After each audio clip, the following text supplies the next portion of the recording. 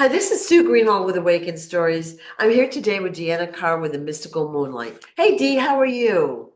I'm good. How are you doing? I'm doing great. Today's surprise topic is Ascended Masters. All right, so I want to just talk about them in concept.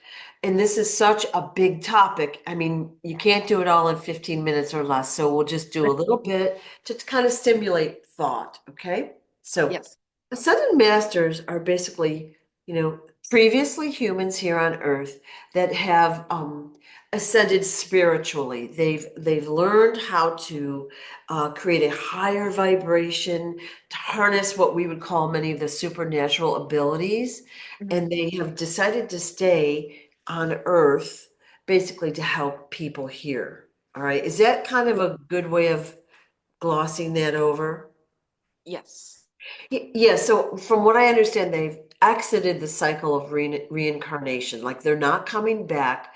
They're here to help people. And again, they're usually spiritually enlightened.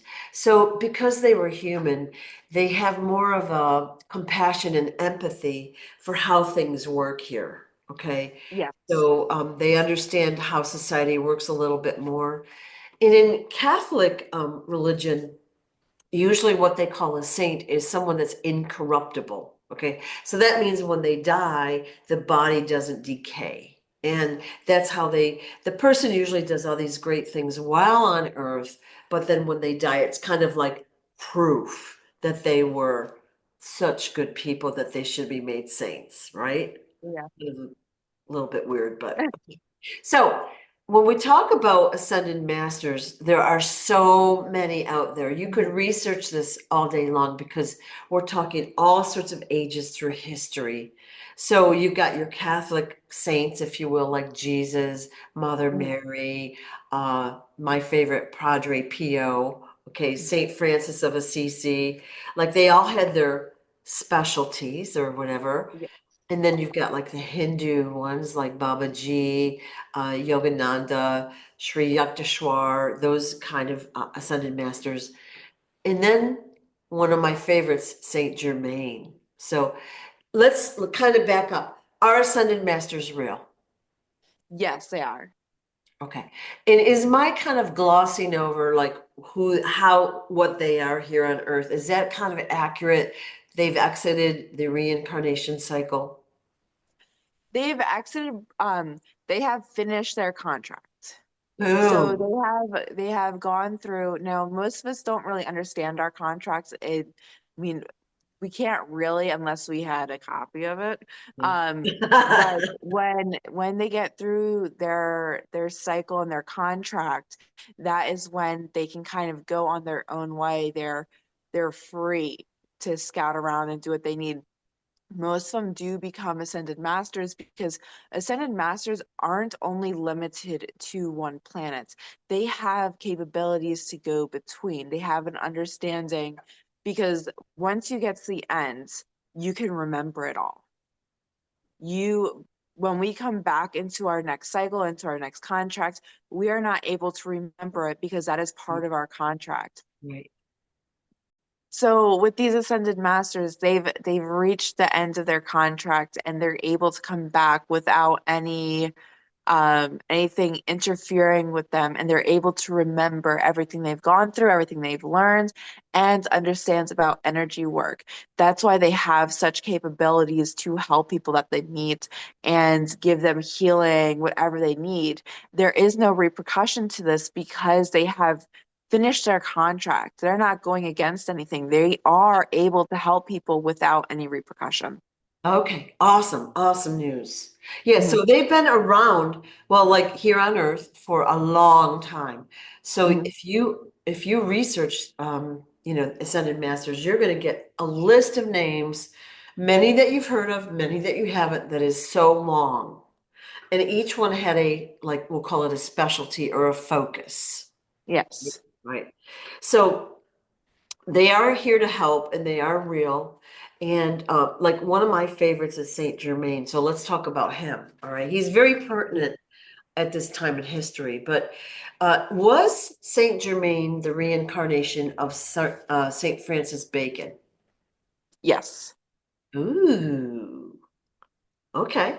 All right. So basically, Saint Germain, I think it was the 1700s. I'm sorry, I don't know the specifics, but basically, he was wealthy and he was able to create wealth, gold, diamonds. He had magical powers. Okay, so Yes. he could create. And so the story I recall went something like this. He goes to the king, and the king and their guys, they're all wealthy and they're rulers and they own everything. He goes up to them and he shows them all his abilities. He gives them diamonds and blah, blah, blah. You can create this. This is how you do that. And Mhm. what does the king do? So the people are really poor at that time. So rather than give the people this wealth or spread it around, the king hoards it. So basically, what I think happened is Saint Germain realized that the people weren't ready yet. The royalty wasn't going to help anyone other than themselves. All right, Yeah. so he invented a bunch of things. He helped people. He traveled around, blah blah blah, and then he kind of disappeared. Mm. So what I've heard is when the U.S. Constitution was being signed way back when, Saint Germain popped in on the signers and said, "Hey, you guys better sign this document," because there was some, I guess, discussion about it of some sort. Mhm. Is that a true story? Yes, he is able to switch around and jump through. It's almost like a portal, but they're able to somewhat teleport between time eras. Oh, So interesting. it's not just on one timeline. Oh, okay. So, did Saint Germain invent all that stuff? Like, I mean, there was a whole bunch of stuff if you research it, and I don't remember every Mhm. story, but is that true, the story about how he had tried to, give this and show the king and the royalty, and they kind of used him for a while, and then he realized like it wasn't going anywhere for the people, and then he disappeared. That's true. Yeah, because the one thing is when people want to help, they figure the best people to help are the people in power Yeah, because they can get it to everybody. yeah, Because usually when you help somebody that's not in power, it can only go so far. yeah, But what they don't realize is the people in power tend to be selfish. They tend to be in position yeah, because they've stepped on somebody, they've killed somebody, they've sabotaged somebody. It's usually negative for the yeah, people that are actually in power. yeah, And that's why they tend to stay in power. yeah. So that's where after a while he did switch off because he's like, this is obviously not going anywhere and it's not really doing what it's supposed to. So he figured he can switch to a different timeline and help in a different way. Super cool. All right, so then what we're told is that the Saint Germain created a trust way back when. So let's say Mhm, 1700s. He took some of his money, he put it into the World Trust, okay? mhm. And it's been accruing interest for hundreds of years. And the time is now for that to be doled out to the people. Is that a true story? Yes. Woo! Okay. Now, I have heard that Saint Germain had popped in on Congress a while ago, a couple times, and that's here in the US. Mhm. And is that a true story?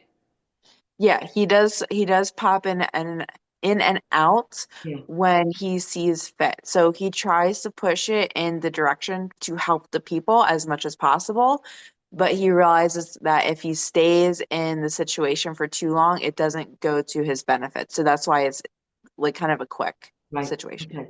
And I'm just using him because he's a fascinating figure that's been woven through recent history as well as the past few hundred years, right? And it Mhm. shows his ability for humanitarian work, like he tried to help the people, his we'll call them like supernatural abilities and that sort of thing. So, Yeah. yeah. Okay. So, there's tons and tons of other ascended masters. Okay, so like Jesus being the most popular one, I would say, right? And Mhm. he's a unique being. Kuan Yin, all sorts of ascended masters. They all were here to help humanity. They all had their way of helping, right? Is there any specific ascended master we should talk about other than Saint Germain? I just wanted to kind of tell the story and talk about how they operated. Is there anything else you can think of we should say? No, not really. They're here to help us, Yeah. and some of us have actually meeting ascended masters without even knowing. Right. Um, they do try to fit in and blend in as much as possible. They Mhm. don't want to bring too much attention to themselves because they feel like it's kind of back pushing, and people would be on their case for the wrong reasons. Right. So they try to be incognito as much as possible, so that way they can heal and help as much as possible. Right. Right. Mhm, And so they're out there now. I in one modality of energy healing that I learned, we were taught that all the ascended masters were in the Himalayas, basically. They live there in the Himalayas in this valley. They all mhm, like pop in and pop out, but they have their annual celebrations and things there at this particular valley. And like that's why a lot of the spiritual people, especially in India, would try to make their way to this valley. Now, mhm. it wasn't always for that specific reason. They didn't have that knowledge, but that's really what they would find there is all those ascended masters. Is that a true story? Yes, they don't meet there anymore Ah, because it became noticed, so they had to find a different location. okay.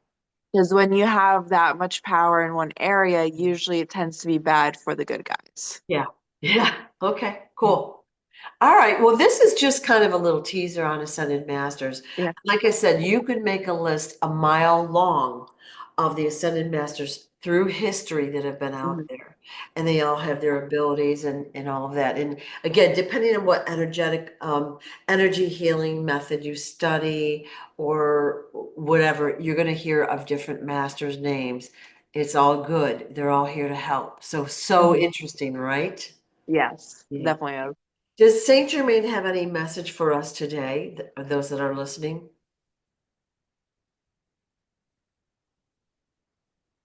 You're on the right path. You need to keep pushing forward even through the hard times.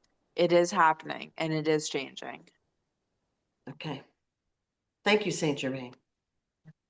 Yeah. All right. Well, I guess what I say again to the viewer is to leave us all your comments, questions, and we'll try to get back to specific questions about this in our next Q&A session. Yes. Yeah. Thank you so much, Deanna. Appreciate your time so much. Of course. Thank you. Right. Bye-bye. Bye.